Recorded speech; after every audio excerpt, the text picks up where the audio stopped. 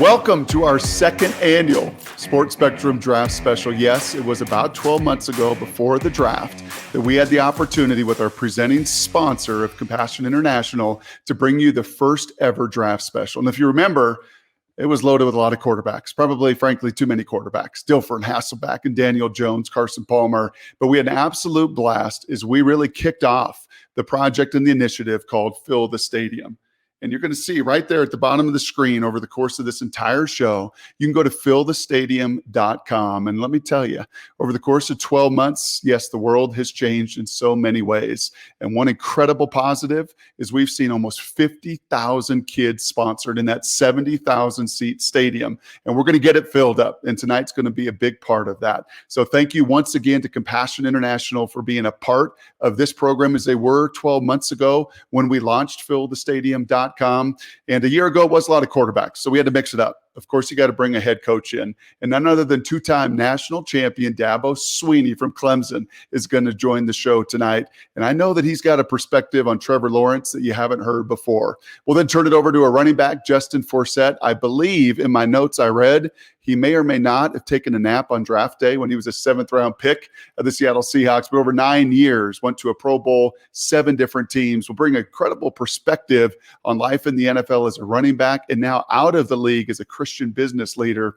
And then lastly, I can't wait to catch up with my buddy Steve Stenstrom. He is the president of Pro Athletes Outreach. It was really his heart, along with the president and CEO at Compassion, Jimmy Milano. It was their heart to get this stadium filled. So we will go back to really the very beginning, over 12 months ago, when this initiative kicked off. You're going to hear from Steve Stenstrom, a draft day story that, well, I heard it and I'm looking forward to hearing it for the first time because I can't believe it. And in fact, it's so changed he and his wife Lori's life that it continues to this day and has pushed him into ministry and all that he does for so many of us. So those are our 3 amazing guests over the course of this evening. Sports Spectrum, a big, big part of everything that we do here of this draft special. And I would encourage you tonight to go to sportspectrum.com and sign up for their weekly newsletter. It is awesome. Every single week, you get blasted with some biblical truth, some encouragement, some faith stories. And in fact, if you sign up for that newsletter tonight at sportspectrum.com, we'll throw in a free 10-day devotional. And not just any kind of devotional. This is a devotional that each and every day is brought to you by a different professional athlete. Minnesota Vikings, Kirk Cousins, St. Louis Cardinals, Adam Wainwright, Orlando Magic's Jonathan Isaac. They'll all be coming your way. It's a perfect start to kick off a small group or maybe a new devotional group that you're spending some time with. So you can find all of that as well at sportspectrum.com.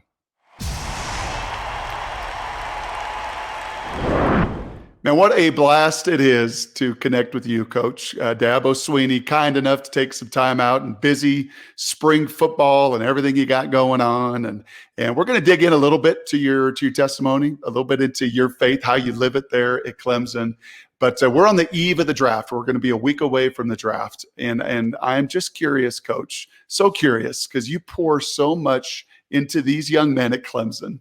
You know, your heart and your soul, and you grow them and you develop them, and then they graduate and then they move on to this thing called the NFL draft. How do you like live that moment, that almost parental moment of your kids are going on and moving on to the draft? What is the draft like for you? Yeah, it is special. And, and just like it's special when, because as you know, not everybody's going to get a chance to play in the NFL, and we celebrate those guys. We try to get 100% career placement every year, with our senior class. Some go to the NFL, some are going wherever, but we really take a lot of pride in that and celebrating that. But certainly, if you've played this game, that's like the ultimate dream, is to have a chance to go play at the highest level. And I think it's 1.7% of college football players get a chance to play in the NFL. And, so that's a tough stat right there. And so we put that in front of them in the beginning. And so for us, we want to say, okay, if that's the stat and that's a goal, we've got to create an edge in everything we do. And we got to equip ourselves in every single area because, man, you got to separate from the pack. And so we take a lot of pride. And one of the things I go over every year when we have our pro day, all the scouts and coaches, because I want them to know this place is unique. So 1.7% of college players play in the NFL. And I think I've had 108 get a shot, and 80% have made the roster. In 12 years as the head coach, we're second in draft picks. We're second in first-round draft picks. And so that's important. These kids want to know they can come in a place that can develop them. Yet we've never had the number one recruiting class. And the cool thing is a lot of the guys of those 80% that have gotten the shot that made it, a lot of them were free agents, a lot of them. And we've had walk-ons get drafted. We've had guys that came here as 5-stars, leave here as first-rounders. We've had a little bit of everything in between. We've had 5th-rounders like Grady Jarrett become the top 37th highest-paid athlete in the world of all sports. We've had a little bit, a guy like Jerron Brown play 8 years in the NFL as an undrafted free agent, a walk-on like Hunter Renfrow starting as a rookie for the Raiders. We've had a little bit of everything. And so it's a cool moment when you see these guys and you know how hard they've worked to realize that dream to go compete at the highest level. So, we know it's a goal for every young person.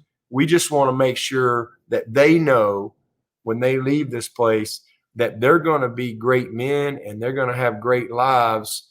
They don't have to be a pro football player to do that. That's great, but we want to keep the right perspective as they go chase that. It was 3 years ago. I don't know if you remember, my little producer came and rearranged your office there that you're sitting in because you and I taped an Above and Beyond podcast about your faith journey. But it was there. Yeah, see, that was back in the good old days. There was no Zoom back then. We just talked. That's right. We got to be in person. And I got to sit with at that time, it was your 4 D linemen that all got drafted.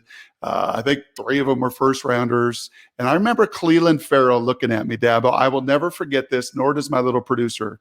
I will never forget this moment in our production meeting. And they all did it as a D-line together. And Cleveland looked at me, and he got that old man wisdom, right? Kind of looked like an old man, even at 20. But he looked at me. He's like, you know what? At Clemson, we don't get used. We get developed. And I was like, I'm going to write that one down. A lot of places use their student athletes. They use their players. We love it here because we get developed. You developed what looks like it's going to be the number 1 pick on this draft night in a week. Tell me about Trevor Lawrence, why he's ready, and what he's developed over the last 3 years underneath your program. Yeah, he's special, man. And good Lord was in a good mood when he made him. He must have had football on his mind that day because, man, you look up the epitome of quarterback. I mean, he's just the poster child of every area. I mean, if you had 100, like I've had a lot of great players, but there's always something I can say, okay, Grady Jarrett, for example. God, this guy's unbelievable. He's an all-pro. He's all these things, but he's 6 feet. I mean, we've had a little bit of everything. But Trevor, like if there's 100 boxes on the wish list of a quarterback, he checks them all. There isn't one. I mean, he's got size. He's tough. He's a leader. He's smart. He prepares. He loves to prepare. He's a grinder. He's humble. Even though he looks like Hollywood, there's no Hollywood in him. He's low maintenance. He's a great teammate. He can make every throw that you could possibly want to know. Beautiful skills when it comes to passing the football and accuracy and his ability to process and anticipate. I mean, he's just so unique. He's fast. People don't realize how fast he is, but he can leave people. And so, and then he's been in, like, this is going to be, and people will laugh sometimes when you make certain statements, but I just know what I know. And I mean, I didn't just fall off a turnip truck. I've been around football a long time. This will be the easiest transition of any kid I've had. And he's been in the spotlight since the 9th grade. He's been a starter since the 9th grade, and he's grown up in a social media. He didn't grow up like me and you, or like, I didn't know who the heck's Brock Hughes. You pick up a newspaper, maybe you read something. Oh, it had a picture of you, and maybe we'll see a game. This guy's been on TV. He's been on social media. He's had expectations. He's been in every 7-on-7. Did you have all those 7-on-7 camps when you were coming up, and he lead 11s and blah, blah, blah, blah, blah. He's been the guy with enormous expectations forever. That's his norm. Then he comes to Clemson, And everybody's like, well, he's going to probably struggle. They got a true freshman quarterback. And I'm like, well, we went 15-0. Oh, they're playing Alabama. And Alabama had Tua and Jalen and Mac Jones. They had Judy and Ruggs and Waddle and Devontae Thompson. They had Josh Jacobs and Damian and Najee. And we ain't even talked about a defensive guy yet. All right. And we win 44-16 with a true freshman. He's just unique. He's confident. And he's very humble in his approach to everything. But what I love about him more than anything is he's faith driven. He has built his life on a foundation of faith. Great mom and dad, great people around him, but he's strong in his faith now, and he's an inside out kid. In this world of outside in, people are paralyzed by other people's opinions and what some person says on social media and all this stuff. I mean, he's not affected by that. I mean, he really isn't. He's got very thick skin, which that's something that's very needed if you're going to go play quarterback in the NFL. So he's had a lot of success. He's had, he lost 2 games ever here at Clemson, and he lost once to LSU, and they were pretty good, and they were undefeated. We were 14-1, and he lost this year to a really good Ohio State team. So he just hasn't experienced much loss, but enough to keep that fire lit under him. But he's self-motivated, self-driven, and he's going to set the tone the day he shows up. Like he's not going to wait on anybody to set the tone for him. Urban Meyer is going to love this guy. All right, he's going to have all those things he loved about Tim Tebow.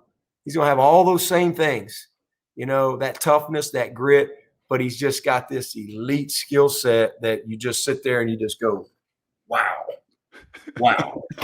I can work with that. I can work with that. Yes, I can coach that. So he's the same every day. Yeah, you lead me to something here, Coach. And I heard in a sermon the other day, actually over Easter, I heard the pastor say, religion can be private. Your relationship with Christ is public. And you called it right there, living from the inside out. Trevor has done that. It's been beautiful to watch. I've admired it. Love praying for him as I do your program as well. You live it from the inside out. Scott Drew just won a national title with Baylor. We just watched March Madness. He lives it within his program from the inside out. Tony Bennett won the last national title with Virginia. He lives it from the inside out. You've won multiple national titles, living it from the inside out. How do you do that in this day and age, in this culture with which you find yourself leading your young men? Yeah, you got to stay connected. Got to stay connected to the vine, right? Otherwise we just a branch will just dies. And you got to stay connected. You got to be intentional. You got to really be smart about the circle of people. You want the right voices. You want to let the right things inside. Okay, there's a saying that says ships don't sink because of the water around them; they sink because the water gets in them, right? And so, that's what I mean, man. You gotta have the Holy Spirit inside of you, and you have to feed that every day. Starve the distractions, feed the focus. Keep your eyes on the Lord in everything that you do. In the good and the bad, you got to put your eyes on Jesus. It's just that simple. He wants to have a relationship. Well, you can't have a relationship with Christ if you don't talk to him, if you're not connected. And so I just try to keep the main thing, my fundamentals of life, and that's keep the eyes on the Lord, on Jesus, and everything I do. Believe, even when it doesn't make sense. I gotta have an unshakable belief. All right. I got to believe in the word. All right. I got to believe that Jesus is who he says he is. All right. I've got to believe that he has a plan for my life. I got to believe that when it stinks and I don't like what's going on, all things work together for good. Right. I have to believe that. And then I can't ever quit.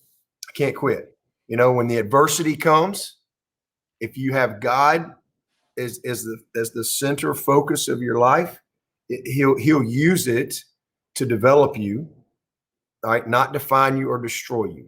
And so that's a choice. And when you have God as a part of that, then it develops you and helps you grow, because we're always growing. And if we never had any adversity, if nothing ever bad happened, nobody ever died, you got every job, everybody caught every pass, we won every game, every year we win the national championship, every year, nobody gets sick, everything's perfect, we would never depend on God, and God, uses that. If you allow him, it's a choice. He gives you the choice. He will use those things to develop you so that you can fulfill the purpose that he created you for. So I just try to keep my fundamentals of life the same, man. And I try to stay connected with my faith. It's a devotional, it's prayer, it's fellowship. We got a good staff Devo. It's just a constant. It never stops. It's just like an always trying to kind of keep that in the forefront. And I just think that's very important. And just control what I let in between. I always say, don't let anybody walk between your ears with their dirty feet. People will do that. And I just try to not pay attention and get upset, especially in my job, because I have a job. And there's a lot of people that they really can't stand me. They hate me because of a logo. Well, a man's got to have a job, right? I got to have a job. So don't not like me because I try to do a good job.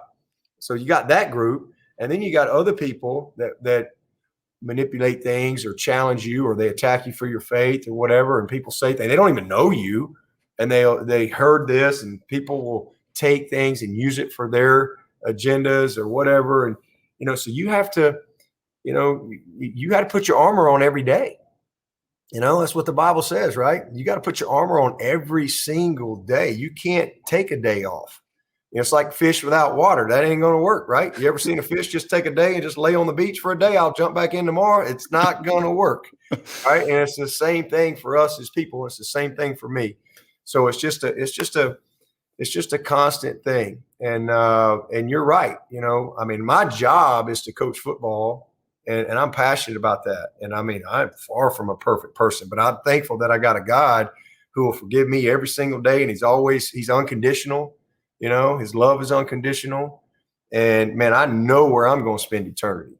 And that gives me peace, and it frees me up. And I know that God has put me here for this reason, to do what I do. And I just try to do it in a way that pleases him and glorifies him. And when I screw up, I know he's the first one there to say, hey, let's learn, let's grow, still love you. And let's keep moving forward. And just try not to get caught up in the worldly things. I work hard, and I try to enjoy, the fruits of my labor and those type of things. But man, just keep my life simple. Just try to keep it simple. Last thing, Dabo, I had to do some digging now. Uh-oh. Yeah, I had to do some real digging to try to find your pre-draft analysis. I don't think I don't know if Kuiper was around, but the 40 time, the in and out of cuts. You're a very willing blocker. They missed. Listen, I was the best wide blocker available for the 1993 draft. There's no doubt about that.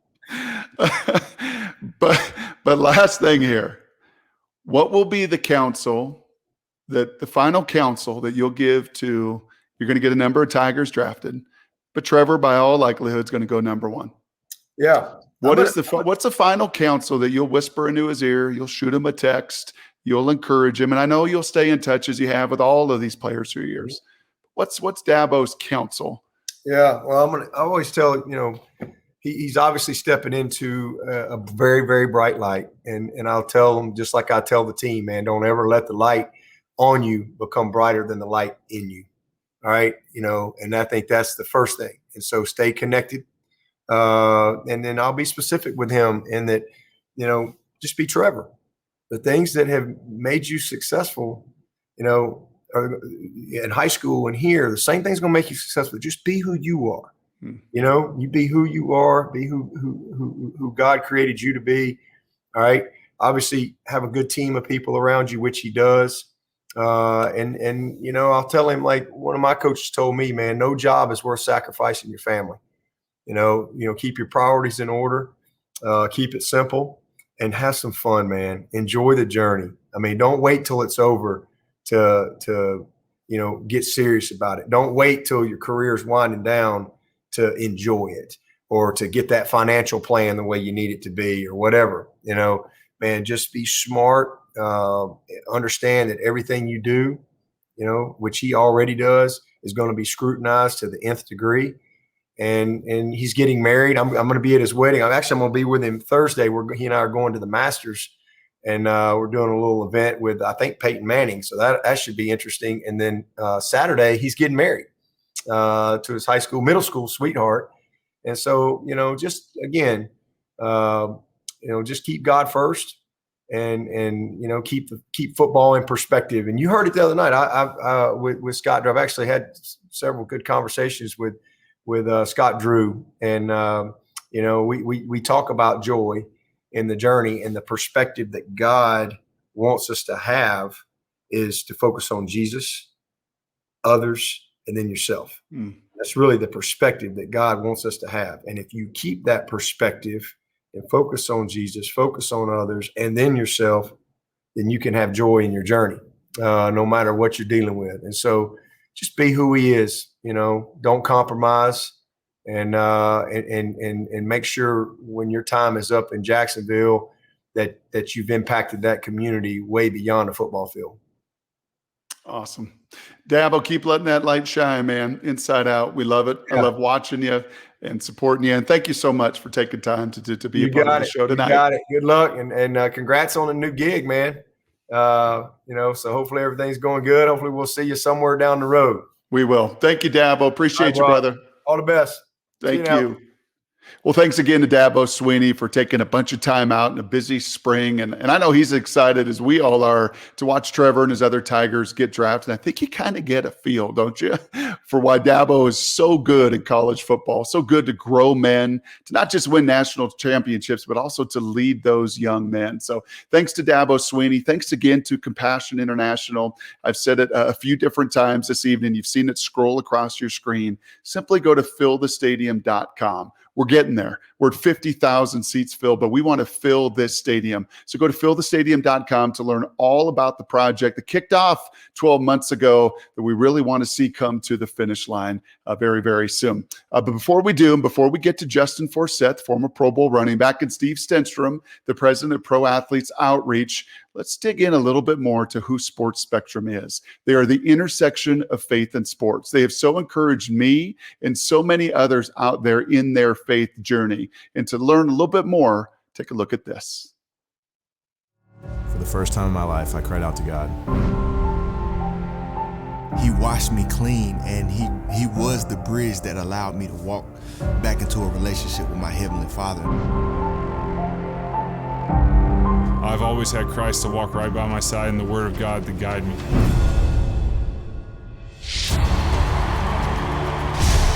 In 1985, Sports Spectrum was born. And throughout the years, it's grown to become the world's premier resource for stories that connect the Christian faith with the athletes we follow. Sports Spectrum features a website that's packed full of resources, a quarterly printed magazine that's delivered directly to your door, a nationally recognized podcast with former ESPN producer Jason Romano. These are the people that inspire us. These are the stories that challenge us. And this is the faith that transforms us. Sports Spectrum. Discover it for yourself and experience what happens when faith and sports collide.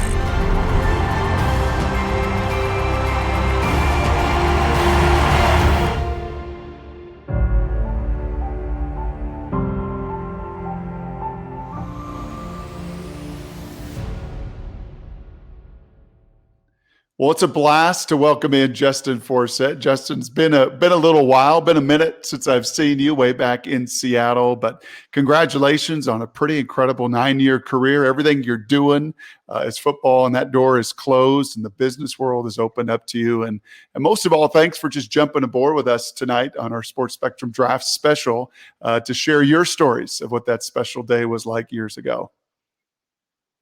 No, I appreciate you having me, man. Super excited to be speaking with you guys here today. And I can't wait to share a little bit about my story.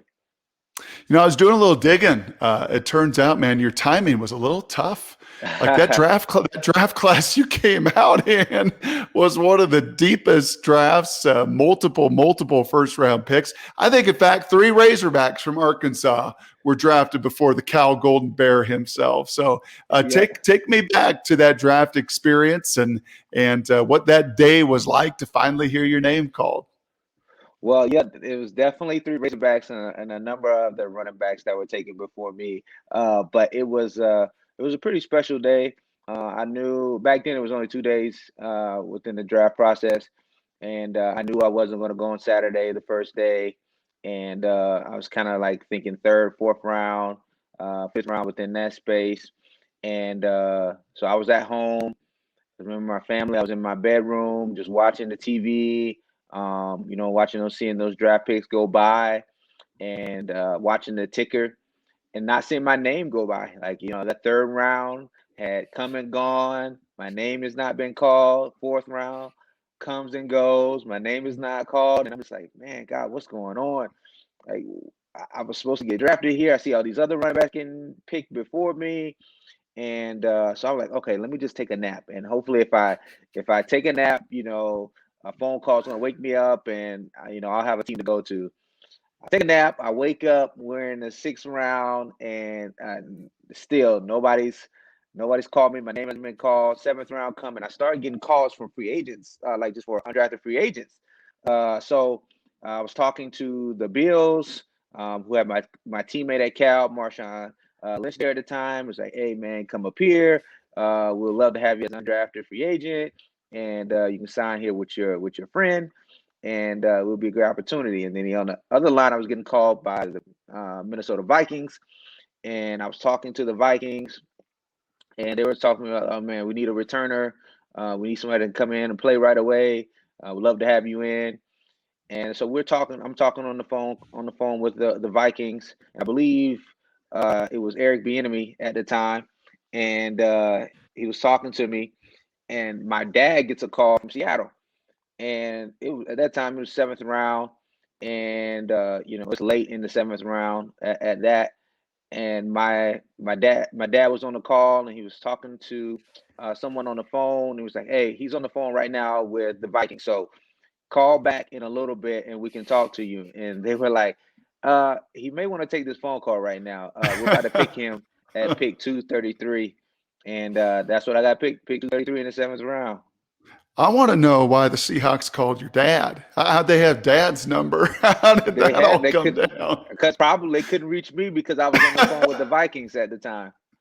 Oh, that's funny. So at that point, and I'm sure your agent's calling you as well, and we're going to see this in the draft next week, right? You get to that 7th round, and you said it, like you're probably disappointed you haven't been drafted, but you get to that point. Are you and your agent thinking, okay, would it be better for us to land in one of these other situations, or better to be drafted by the Seahawks in the 7th round?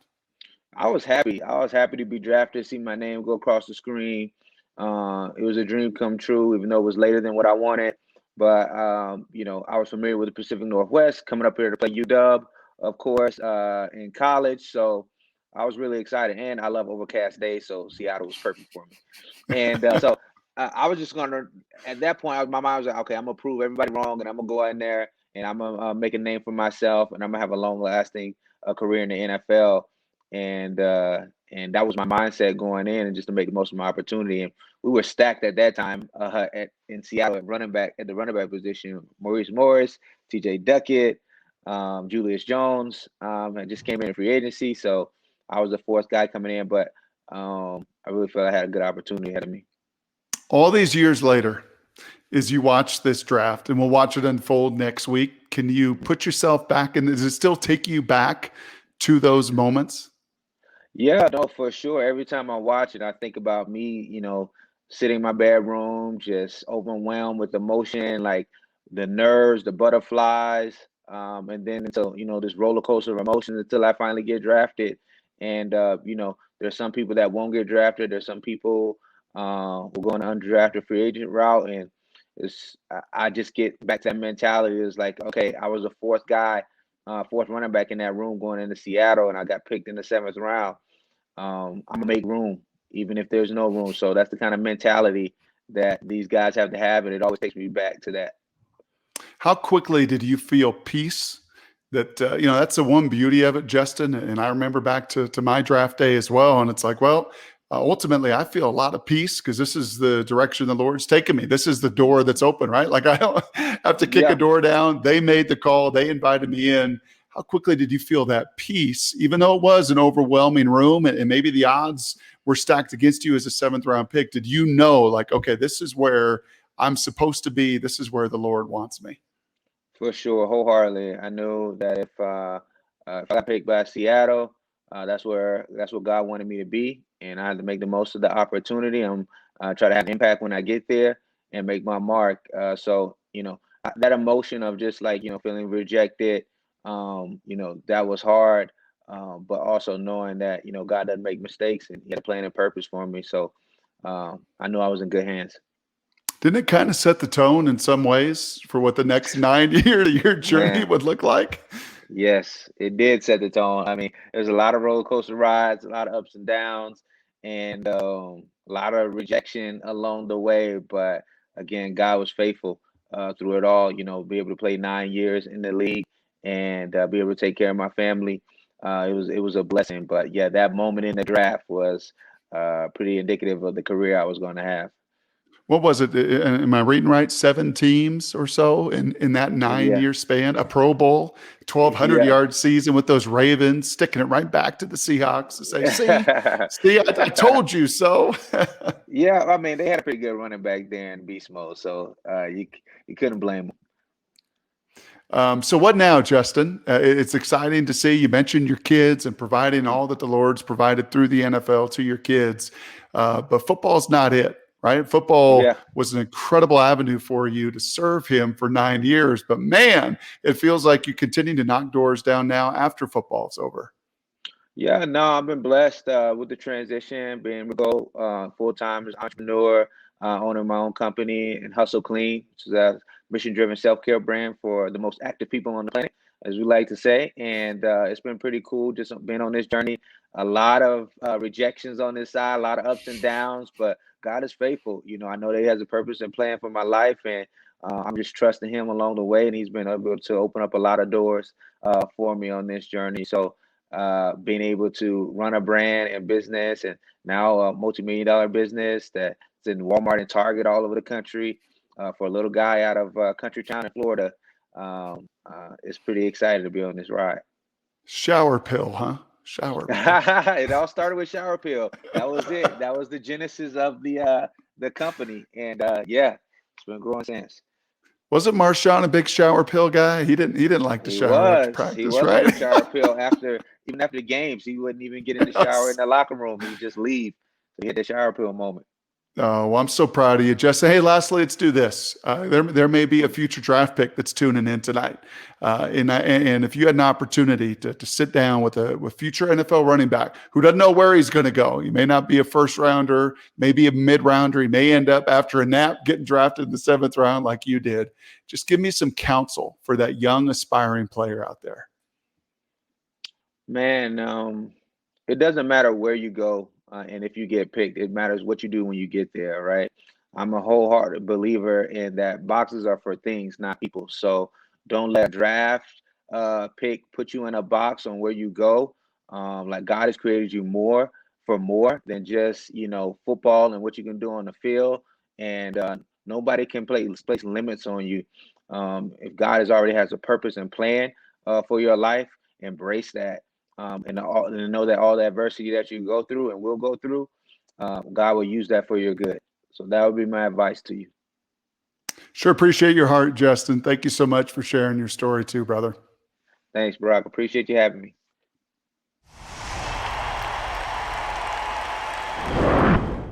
And joining us now is former Stanford great, NFL legend. Many know him as the Pac-10's all-time leading passer when he graduated under Bill Walsh's tutelage, but I know him as Lori's husband and the president of Pro Athletes Outreach, Steve Stenstrom. Thanks so much for taking some time tonight. Man, thanks, Brock, for having me on, and thanks for dipping back into the history books there with some of those references. Well, take me back. While I was graduating from high school, Viking Power will survive through the class of 95. You were getting ready to be drafted. Can you remember back some 26 years? It's like, in some ways like it was yesterday, and in some ways I do have to rattle the brain around there a little bit, Brock, to get back to it. But obviously the culmination of much of my life dedicated to a sport that I dearly, dearly love, just like all the guys that are getting ready to be drafted in this year's draft class. They have worked so hard for it. And that was true across the years for all of us. And so grateful, as you mentioned, to play for Bill Walsh there at Stanford for 3 years, and wrapped up with the final season in 94, getting ready for the 95 draft. And it was quite an extraordinary culmination of so much that had happened along the way. And then interestingly enough, my story takes a little bit of a turn right before the draft unfolds. And so, there's the build up for it. And I ended up through a convergence of events next to the bedside of my younger brother, and never actually had the opportunity to see myself get drafted. Back then, it wasn't the age of cell phones, and there was nobody hitting me up on my hip or Twitter or social media. And so, though the Chiefs took me at the end of the fourth round that year, I never had the opportunity to actually see that happen. And so that has been quite a defining moment in life. What were your expectations, Steve, going into that draft? Did you have any idea? Obviously, you were spending time with your dear brother, and your perspective was probably very different than just combine training and interviews and everything else. But did you have any idea where the NFL would take you and where you'd be going? I obviously recognized that I was the product of some great coaches along the way, Brock. And so I had become kind of pigeonholed into a niche along the way where I had to be ready for a certain style of offense. I had to be in the right system of offense. And thankfully, the West Coast offense was prolific at that time. And so I ended up with a hope that I'd be in one of those situations along the way, with a chance to play for another great coach coming out of Bill's downline, so to speak. And sure enough, the Chiefs fell into that mix and had a tremendous opportunity when they picked me up. So take me a little bit further, Steve, if you wouldn't mind, into that day, into that weekend. Most of these draft stories we hear, and especially now, I mean, it's so visible. The exposure is everywhere, right? The cameras are everywhere. The cell phones, as you said, the technology is such. But you were there with your brother. I mean, tell me just how you live those moments. Thanks for asking that. I mean, so to take everybody, about 48 hours before the draft, I got a phone call that my brother Jeff, who was a freshman at Cornell University playing on their football team, had contracted spinal meningitis. And I didn't know what it meant at the time, but I certainly recognized that it wasn't good. And so by the time we got back to Ithaca, New York, it was maybe the day before the draft. I can't even really remember, Brock, but the events began to unfold, and Jeff at that time was on life support. And so I do tell people that we eventually turned the TV on and turned it on to ESPN and saw the ticker going across the bottom. But I watched my name go across, pick 134, Kansas City Chiefs, Steve Stenstrom. And that was how I found out that I was drafted at that point in time. And we still had hope at that moment that Jeff would recover from that, but he didn't recover from that. And so we ended up saying goodbye in that moment. And so 1995, not long from now, late April, we're coming up on the 26th year since that moment, just like obviously around the draft. And so that was a defining backdrop for my wife, Lori, and I forever. It shaped our perspective on our career. It didn't change our hunger for the game. It didn't change our excitement to be in the game, but it certainly changed our perspective about where to put the game alongside of some of the other things in life. In some ways, Steve, were those some of the first steps to what you find yourself in now, a life of ministry that really, when you were done playing, was the Bears your final stop along the way in the NFL? I wrapped up after Chicago by way of San Francisco, Detroit, and finally in Denver, which is where my wife and I now live, as you do as well. And but I basically resolved. I remember having a conversation with Lori not long after we said goodbye to Jeff, and we began to wrestle with perspective and all sorts of things. And we were grateful to know that Jeff knew Jesus as his Savior, and we had confidence in where his eternity was secure, and our ultimate final destination was going to be the same. It's just the timeline changed on us. So what we did is we said, let's run this chapter out as long and as hard as we possibly can. Let's play it for as long as we can. And I had hoped it'd be longer than 6 years. I wanted to go well into, love to have done what some of these other guys have done along the way, but it didn't happen. But at that time, in a rookie year, we said, when we're done, the next chapter of our life is going to be about helping people wrestle with ultimate questions. And that was the framework and phrasing that we even used at that time. We didn't know what it meant. Certainly didn't expect to go into full-time ministry. But when we retired in May of 2001, it wasn't long after that our ministry trajectory started. And then about 7-8 years later is when the opportunity came to serve pro athletes, mostly primarily in baseball and football, living the same lifestyle that we had been invited into through that 1995 draft. Well, Steve, I think this is a perfect opportunity to turn to a campaign that you and I are very passionate about, friends and partners of ours that we have gotten to know over the years at Compassion International, and their heart and your heart and their goal and desire to see kids sponsored and to fill a stadium.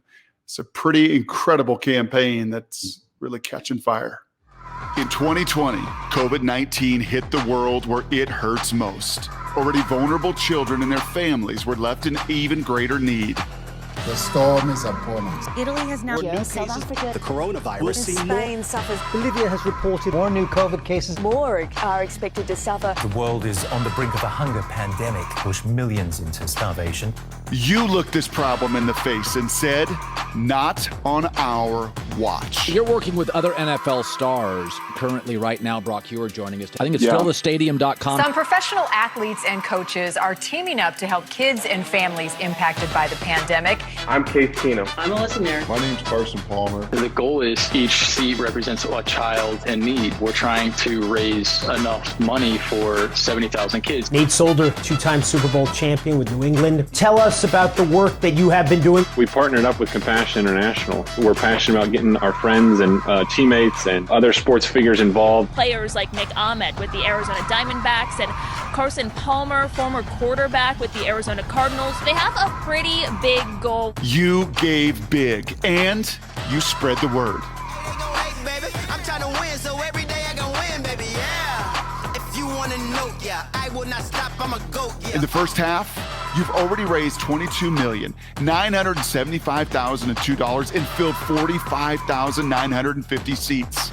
That means you've helped 185,000 children and their families. You never thought you'd see the kids shine, but I'ma run it up, I'ma run it up, I'ma run it up. We're not finished yet. In fact, we're just getting started. I'm Jason McCourty. I'm Devin McCourty. I'm Billy Jass. I'm Jacob Slavin. I'm Maggie Myers. I'm Dakota Dojo. I'm Elizabeth Eddy. And I'm teaming up. I'm teaming up. I'm teaming up. And we're teaming up. We teamed up because we know this is a stadium that cannot remain empty. Let's go.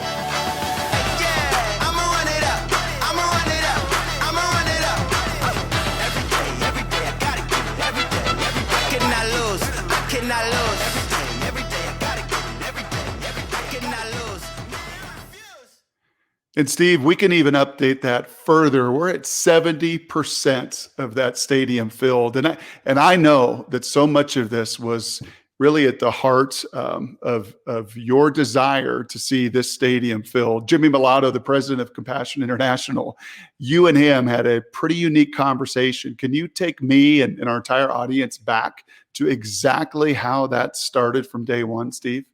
You know what? It is so exciting, Brock, to think that we are now sitting at about 50,000 seats, and it just out of that 70,000, I can't even tell you how much that lights me up. But it's worth going back and remembering how it got started. There are moments in your life when I just think the Lord invites you into the story that He's telling, and a simple conversation that's really prompted out of concern for a friend more than anything can lead to something really significant when it's just brought before two lives and two friends who are trusting God to guide their steps. And so, yeah, I mean, we all know the last 13 months, it's been a disruption, and it's hard to remember exactly how we felt when this all started. But for those of us who have been around the globe and seen conditions in abject poverty, it's not hard to imagine that a disruption here is magnified several-fold, 10-fold, 50-fold, 100-fold for the people living in those kind of conditions. And so because of our relationship through Pro Athletes Outreach and Compassion International, I reached out to my friend, fellow leader, Jimmy Mayato, and asked him, what is this going to do to you guys? And how can we help? And his answer was, Steve, we took on 70,000 kids, expecting to get them sponsored through the normal events that we would host. And sure enough, I mean, the events in 2020 canceled, gone. And it just broke my heart to think these 70,000 kids needed a bridge that was going to bridge from the beginning of COVID to the end of COVID. And it's truly a life and death situation. I've got 4 kids. How do I love my neighbor as I love myself? It's like what I've heard a while back. If this were your family, not what would you do, but what wouldn't you do? And so I think when you think about what wouldn't you do, it's a whole different question, Brock.